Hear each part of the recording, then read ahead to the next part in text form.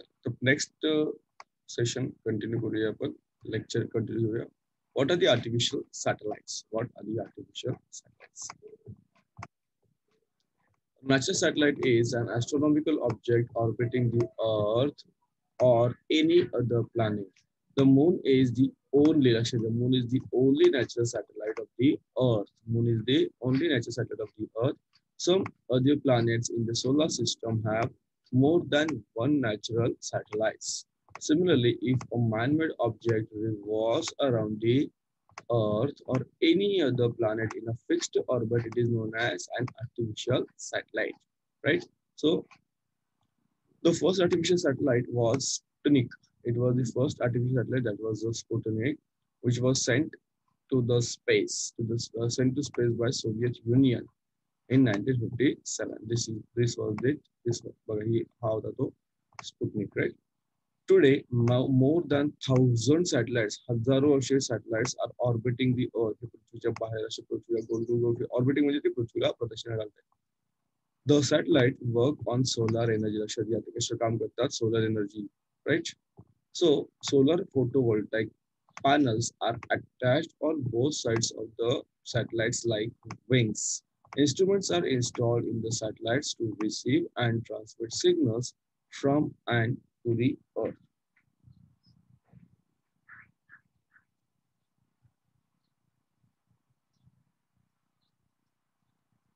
Yes, sure. The satellites have various other types of instruments depending on the functions. आता बघा इथे तुम्हाला सांगितलं की ना solar panels they are like wings. बघा दिसत तुम्हाला दिस आर द सोलर पॅनल. हे जे ना हे दिसत मला पंखांसारखे दिसत लाईक विंग्स, हे सोलर पॅनल आहेत. and they provide the electricity for the work or use or work for the satellites, right? त्यामुळे ते तुम्हाला because आता तिथे you cannot provide the petrol, diesel or the other fuels required. Now these satellites have various other types of instruments depending on their functions. One such satellite is shown in the figure 10.1. We have seen signals transmitted from the Earth to the satellites and from the satellites to a mobile tower and a mobile phone are shown. So these satellites are sent into space to perform various functions. So depending on the function, satellites are classified into following categories. प्रत्येकाची category कोणकोणत्या category बघा. आता use of ICT हे तुम्हाला शिक्षक सांगतील बरोबर की you can prepare a PowerPoint presentation showing India's contribution in research and present in the class. You can do that. But at least you can do this. आता INSAT म्हणजे काय रे, Indian national satellite. What do you mean by GSAT? GSAT म्हणजे काय, Jio synchronous satellite. या प्रत्येकाचे काय माहिती तुम्हाला सर्व मी सांगणार आहे. IRNSS, that is I means Indian Regional Navigation Satellite System. IRS, Indian Remote Sensing Satellite. GSLV, Geosynchronous Satellite Launch Vehicle.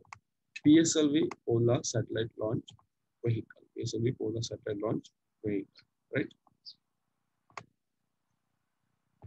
आता जे फंक्शन्स सगळ्या ठिकाणी दिलेले आहेत. त्यासाठी थोडंसं आधी परत जाऊन वळूया आपण मराठी करून इकडे. तर आपण शिकत आहोत कृत्रिम उपग्रह, आर्टिफिशियल सॅटेलाइट, कृत्रिम उपग्रह. तर तुम्हाला सर्वांना माहित आहे की नैसर्गिक उपग्रह म्हणजे पृथ्वीची किंवा एखाद्या ग्रहाची नियमित कक्षा, एखाद्या ग्रहाची नियमित कक्षेत परिक्रमा करणारी खगोलीय वस्तू होय. चंद्र हा काय आहे, तर चंद्र हा पृथ्वीचा एकमेव असा नैसर्गिक उपग्रह आहे. तुम्हाला सर्वांना माहित आहे चंद्र काय आहे, तर पृथ्वीचा एकमेव असा नैसर्गिक उपग्रह आपल्याला माहित आहे. सौरमंडलातील इतर काही ग्रहांना एकाहून अधिक नैसर्गिक उपग्रह आपल्याला पाहायला मिळतात. अनेक ग्रह ज्यांना एकापेक्षा जास्त उपग्रह आपल्याला आहेत. पृथ्वीला एकच आहे, त्याचबरोबर बुधाला तर नाहीच आहे, बुधाला तर उपग्रहच नाही, शुक्राला पण नाही, आणि बाकीच्यांना जास्त आहे उपग्रह. तर नैसर्गिक उपग्रहाप्रमाणे जर एखादं मानवनिर्मित यंत्र पृथ्वीची किंवा एखाद्या ग्रहाची नियमित कक्षेत परिक्रमा करत असेल, परिक्रमा फिरत असेल, तर त्याला म्हणतात कृत्रिम उपग्रह, आर्टिफिशियल सॅटेलाइट. लक्षात घ्या, कृत्रिम उपग्रह आर्टिफिशियल सॅटेलाइट आणि नैसर्गिक उपग्रह म्हणजे नॅचरल सॅटेलाइट. तर पहिला जो कृत्रिम उपग्रह होता त्याचं नाव होतं स्पुटनिक. काय नाव त्याचं? स्पुटनिक. तुम्ही पाहिलं, हा बघा, हा स्पुटनिक आहे. हा जो उपग्रह हा रशियाने सोडला होता 1957 साली अवकाशामध्ये. आज असे हजारो उपग्रह पृथ्वीभोवती काय करत आहेत, तर परिभ्रमण करत आहेत. हे उपग्रह काय करतात, सौर ऊर्जा वापरतात. काय काय वापरतात, सौर ऊर्जा वापरतात.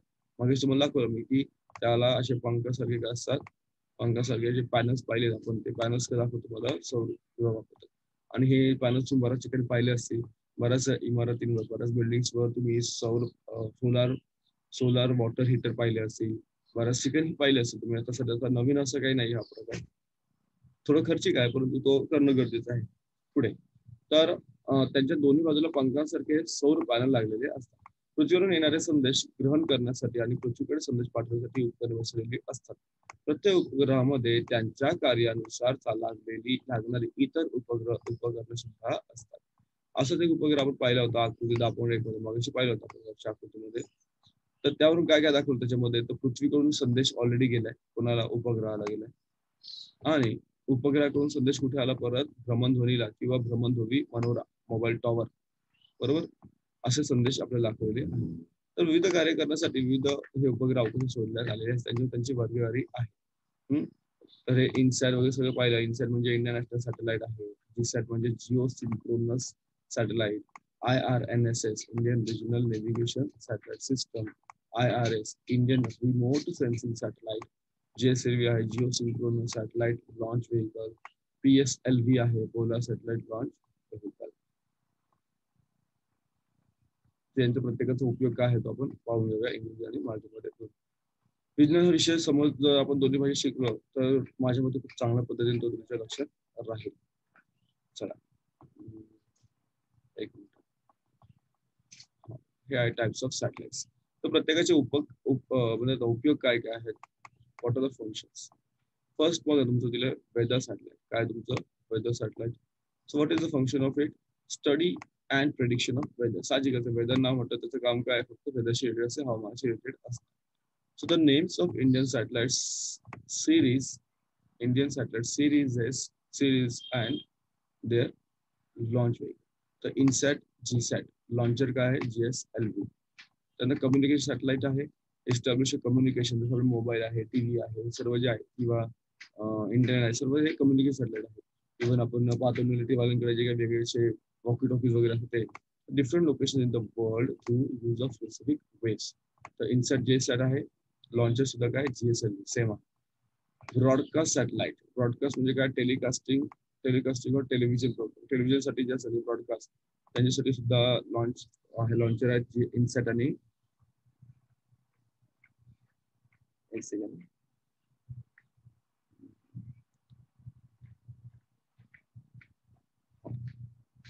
सेम आहे, जे इनसॅट जीसॅट आणि GSLV त्यांचं लॉन्चर आहे. Navigational satellite. नेव्हिगेशनल तुम्हाला माहिती आहे सर्वांना, fix the location of any place on the earth surface in the terms of very precise latitude longitude. याचा आहे IRNSS आणि लॉन्चर आहे PSL. नेव्हिगेशन तुम्हाला माहिती असेल, तुम्ही समजा एखाद्या ठिकाणी नवीन ठिकाणी जात आहात, या ठिकाणी गेल्या समजा जायचं असेल तर तुम्ही काय करता, आपल्या मोबाईलमध्ये नेव्हिगेशन चालू करतो आपण, तो तुम्हाला बरोबर मार्ग दाखवतो त्या रस्त्याचा. तुमच्याकडे मोटरसायकल असेल तर मोटरसायकलचा मार्ग दाखवतो, कार असेल तर कारचा मार्ग दाखवतो, त्या ठिकाणी दाखवतो, नेव्हिगेट करतो. तुम्ही पाहिलं असेल तुमच्या मोबाईलमध्ये गुगल मॅप आहे सर्वांच्या मोबाईलमध्ये, ते इनबिल्ट मॅप आहे अँड्रॉइड प्रत्येक फोनला. देन अजून काय बघा पुढे, मिलिटरी सॅटेलाइट वेगळे असतात, त्याची तुम्हाला माहिती या ठिकाणी दिलेली नाही. कलेक्ट इन्फॉर्मेशन फॉर सिक्युरिटी, सगळं सिक्युरिटीसाठी असतात. And earth observatory satellite, observation satellite, त्यामध्ये स्टडी ऑफ फॉरेस्ट, जंगलाचा अभ्यास करणे, desert, oceans, polar ice on the earth surface, exploration and management of natural resources, observation and guidance in case of natural calamities like flood and earthquake. So IRS, IRS, Indian IRS, I think is a launcher, IPSLV, remote satellite center. His information पाहूया थोडीशी मराठीमध्ये पुढे जाऊया. आता उपग्रह त्याचे प्रकार आपल्याला या ठिकाणी पाहिजे आहेत, तीच इन्फॉर्मेशन आहे थोडीशी मराठीमध्ये माहिती दिली आहे, कारण मराठीमध्ये शिकणं हे तुम्हाला तेवढंच गरजेचं आहे. कारण एक लक्ष घ्या, तुम्ही इंग्लिश मिडियमला आहात ऑर यू आर किंवा तुम्ही सेमीला आहात, बट द इन्फॉर्मेशन जे आहे ना तुम्हाला चांगली जर लक्ष तुम्ही दोन्ही लँग्वेज शिकल्या पाहिजे. That will help you to increase your vocabulary also. So बघा, हवामान उपग्रह वेदर सॅटेलाइट, हवामानाचा अभ्यास आणि अंदाज, हे प्रक्षेपक आहेत मागशी पाहिजे आपण. दळणवळण असेल, कृत्रिम उपग्रह आहे, कम्युनिकेशन सॅटेलाइट आहे, जगभरातील वेगवेगळ्या प्रदेशांमध्ये विशिष्ट लहरींद्वारा संपर्क प्रस्थापित करतात. ब्रॉडकास्ट ध्वनिचित्र प्रक्षेपक उपग्रह आहेत, दूरचित्रवाणीसाठी वापरले येतात. लॉन्चर सुद्धा तेच आहे तुमचे म्हणजे प्रक्षेपक आणि दिशादर्शक आहेत. दिशादर्शक नेव्हिगेशन आठवतं तुम्हाला मी सांगितलं होतं. तर पृथ्वीवरील कुठल्याही ठिकाणाचे तुम्ही भौगोलिक स्थान म्हणजे त्या स्थानाचे अत्यंत अचूक असे अक्षांश आणि रेखांश लॅटिट्यूड आणि लॉन्जिट्यूड निश्चित तुम्ही करू शकता. आता तुम्हाला हे सर्व माहित आहे. लॅटिट्यूड म्हणजे काय, ज्याला आपण अक्षांश म्हणतो, आणि रेखांश म्हणजे काय, लॉन्जिट्यूड म्हणतो. नसेल तर तुम्हाला 2 मिनिटं सांगतो बघा तुम्ही की आपण जर तुम्ही याचा 6वीचा अभ्यास बघितला असेल, 6वीच्या भूगोल पुस्तकात तुम्हाला दिलेले की आपली पृथ्वी आहे आणि पृथ्वीवर आपण आडव्या अशा रेषा मारलेल्या आहेत आपल्यासाठी, आपल्या सोयीसाठी. या आडव्या रेषेला आपण म्हणतो लॅटिट्यूड किंवा अक्षांश.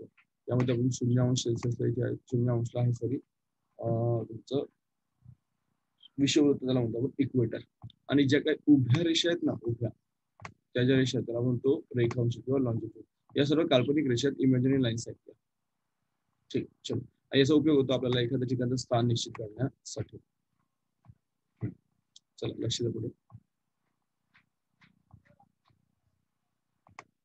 हा, तर सैनिक उपग्रह पाहिले आपण. संरक्षण दृष्टिकोनातून पृथ्वी प्रदेशावरील माहिती संकलित करणे. त्याचबरोबर पृथ्वी निरीक्षक उपग्रह पाहिले, अर्थ ऑब्झर्वेशन सॅटेलाइट पाहिले, ज्यामध्ये पृथ्वीच्या पृष्ठभागावर जंगल, वाळवंटे, सागर, ध्रुव प्रदेशावरील बर्फ यांचा अभ्यास, तसेच नैसर्गिक संशोधनांचा शोध आणि व्यवस्थापन, महापूर, ज्वालामुखी, उद्रेक अशा नैसर्गिक आपत्तीमध्ये निरीक्षण करणे व मार्गदर्शन करणे हे आहे त्याचे. आता तुम्हाला हे बघा, हे दिले तुम्हाला नाही दिले, कारण का हे कशासाठी ठेवलेलं आहे तर सुरक्षेच्या दृष्टीने तुम्हाला ती माहिती दिलेली आहे, ते आपण करू शकत नाही. काय बघा त्यांचे आणखी काही प्रकार आहेत पुढे. What are the types of satellites. Sorry, आणखी प्रकार म्हणजे त्याचे ऑर्बिट्स पाहिजे आपल्याला पुढे.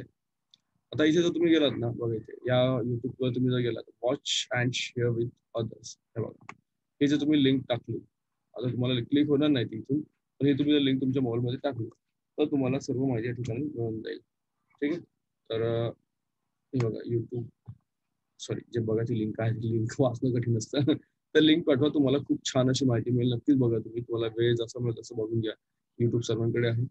Now, what are the orbits? What are the orbits of artificial satellites? Right. So,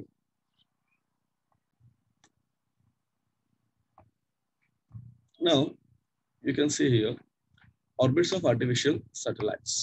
All artificial satellites do not revolve. लक्षात घ्या, नीट लक्ष द्या. Word important आहे. All artificial satellites do not revolve in similar orbits around the Earth. एकाच कक्षेमध्ये फिरत नाही. The functions of satellites decide the height of the satellites orbit from the Earth's surface, the nature of the orbit, that is circular path or elliptical path, and whether the orbit shall be parallel to the equator or making some angle with it. To put the satellite in its proper orbit at the specific height above the Earth's surface, the satellite is taken to that height using a satellite launcher. Then what happens, guys? Then the satellite is given a specific velocity known as critical velocity, right? तुम्हाला critical velocity already सांगितलं तुम्हाला मी, in a tangential direction of the orbit. The satellite then starts revolving around the Earth. The formula for velocity is Vc, can be derived from the below. आणि even if you see the first lecture मध्ये तुम्हाला झालेलं आहे satellites, right? So here, if a satellite of mass m is revolving around the Earth in the orbit of height h, right? A satellite, this is the satellite. Vc is the escape velocity or critical velocity. This is the height h. This is the r, radius of the satellite from the center of the Earth. This is the r, that is radius of the Earth. Small r is radius of the Earth, right? Now, then, as seen in the chapter on the gravitation, the centripetal force is mvc square upon r. Here, r is the orbital radius of the satellite from the center of the Earth, right? Now, पुढे काय दिलं होतं तुम्हाला पूर्ण काही सोडून तुम्हाला इथे काही कॅल्क्युलेशन करून तुम्हाला मापा या ठिकाणी दिली. Yes. So this is the centripetal force provided by the gravity of the Earth. Therefore, the centripetal force is equal to gravitational force between the Earth and the satellite. This is the centripetal force. This is the gravitational force, right? Now, जीचं value तुम्हाला मिळाली 6.67 10⁻11 newton metre square per kilogram square. M is the mass of the earth. किती आहे मास of the अर्थ? 6 × 10⁻24 kilogram. Radius of the earth किती आहे? Radius of the अर्थ 6400 kilometre. Then height of the satellite of the earth and r plus h is the radius of the orbit of the satellite. Now here the calculation केलं, so you get here it can be seen that vc is equal to root gm upon r plus h. Now the critical velocity does not depend on the mass of the satellite. लक्षात घ्या, तर जे critical velocity आहे ना, तुमचं वजन किती आहे त्या satellite, it does not depend on the mass of the satellite. As the height of the satellite's orbit from the Earth's surface increases, the critical velocity decreases. Inverse variation. So it is the inverse variation here. So depending on the height of the satellite's orbit above the Earth's surface, the satellite orbits are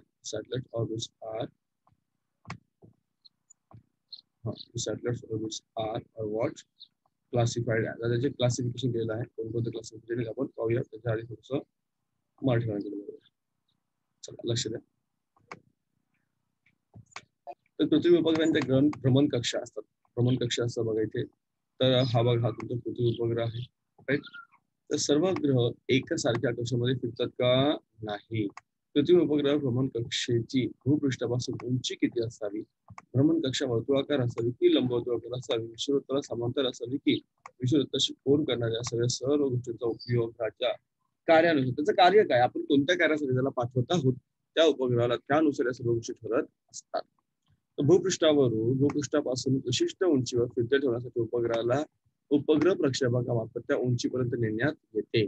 त्यानंतर त्या ग्रहाला त्याच्या निर्धारित कक्षेत प्रस्थापित करण्यासाठी कक्षेच्या स्पर्शरेषेच्या विरुद्ध दिशेत vc विशिष्ट वेग क्रिटिकल वेलोसिटी असते जातो. आणि नंतर मग काय होतो, हा वेग मिळता उपग्रह काय करतो, पृथ्वीभोवती प्रदक्षिणा घालू लागतो. त्या सर्व दिलं की एम म्हणजे काय, पृथ्वीचं वस्तुमान, ग्रहाचे वस्तुमान आहे. आर म्हणजे काय, तर उंची आहे त्याची, पृष्ठभागापासून एच या उंचीवर आहे. पृथ्वीच्या केंद्रापासून आर या उंचीवर. तर तुम्हाला काय मिळालं, mvc स्क्वेअर बरोबर vc स्क्वेअर 2. आता पुढे कॅल्क्युलेशन करून तुम्हाला याची व्हॅल्यू काय मिळाली बघा इथे. व्हॅल्यू तुम्हाला सांगितलं काय, तुम्हाला काय मिळालं, vc बरोबर वर्गमूळ gm छेदात r अधिक h. आता प्रत्येकाची तुम्हाला इथे व्हॅल्यू सुद्धा तुम्हाला लिहिली आहे. g म्हणजे काय, m म्हणजे काय, r म्हणजे काय, छोटा r म्हणजे काय वगैरे. आता तुम्हाला काय मिळालं की इथे या ह्याच्यामध्ये तुम्हाला कळेल की विशिष्ट वेग, त्याला क्रिटिकल वेलोसिटी म्हणतात, हा उपग्रहाच्या वस्तुमानावर अवलंबून असतो का? नाही, तो उपग्रहाच्या वस्तुमानावर अवलंबून नसतो. उपग्रह कक्षेची भूपृष्ठापासूनची उंची वाढत जाते तसा त्या उपग्रहांचा स्पर्शरेषेत असलेला वेग कमी होत जातो. भूपृष्ठापासून कृत्रिम उपग्रहाची भ्रमण कक्षांची उंची किती आहे त्यानुसार सर्वसाधारणपणे कक्षांचे वर्गीकरण केले जाते. कक्षा काय वर्गीकरण केलं जातं. आता कोणकोणत्या कक्षात बघा इथे. पहिले तुम्हाला लिहिले या ठिकाणी हाय अर्थ ऑर्बिट, त्यानंतर आहे मीडियम अर्थ ऑर्बिट आणि लो अर्थ ऑर्बिट. हे बघा या ठिकाणी तुम्हाला पटकन कळून जाईल या डायग्राम मध्ये. High earth orbit, low earth orbit आणि मीडियम अर्थ ऑर्बिट.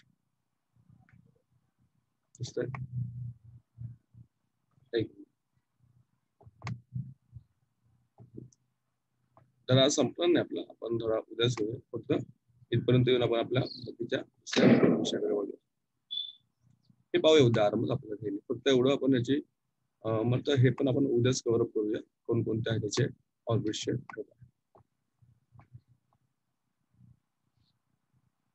बघा पुढे गेलो तुमच्या उच्च कक्षा, त्याला हाय अर्थ ऑर्बिट म्हणूया आपण. त्यानंतर मध्यम कक्षा मिडियम अर्थ ऑर्बिट आहे. निम्न कक्षा लो अर्थ ऑर्बिट. प्रत्येकाची माहिती बरोबर दिलेली आहे. हाय म्हणजे किती आहे, तर निम्न बघा, निम्न म्हणजे किती आहे, तर भूपृष्ठापासून म्हणजे आपल्या पृथ्वीपासून पृथ्वीच्या भूपृष्ठापासूनची उंची आहे 180 किलोमीटर ते 2000 किलोमीटर. तर या मध्ये या ऑर्बिट मध्ये किंवा या कक्षेमध्ये जर तो फिरत असेल तर त्याला काय म्हणतात, लो अर्थ ऑर्बिट, निम्न कक्षा. आणि पुढे बघा त्याच्या पुढे त्याच्या थोडंसं जास्त 2000 पासून जर 35,780 बघा भूपृष्ठापासूनची उंची, ज्याला सरफेस म्हणतो आपण, सी लेवल म्हणूया बघा थोडक्यात. तर 2000 पासून जर तुम्ही गेला 35,780 किलोमीटर पर्यंत असेल त्याला म्हणतात मीडियम अर्थ ऑर्बिट किंवा मध्यम कक्ष. अँड देन येस, हाय अर्थ म्हणजे काय, तर 35,780 पेक्षा जास्त, याचा अर्थ जातो जास्त. तर 35,780 पेक्षा जास्त जर किलोमीटर असेल आपलं, किलोमीटर उंचीवर जर तुमचं ऑर्बिट त्या सॅटेलाइट त्या ऑर्बिट मध्ये असेल, त्या कक्षेमध्ये तुमचा ग्रह असेल, then it is known as high earth orbit satellite. उच्च कक्षेचं ग्रह त्याला असे म्हणतात. हा पाठ आपण पाहूया आपण उद्या, म्हणजे आपला उद्या हा धडा संपून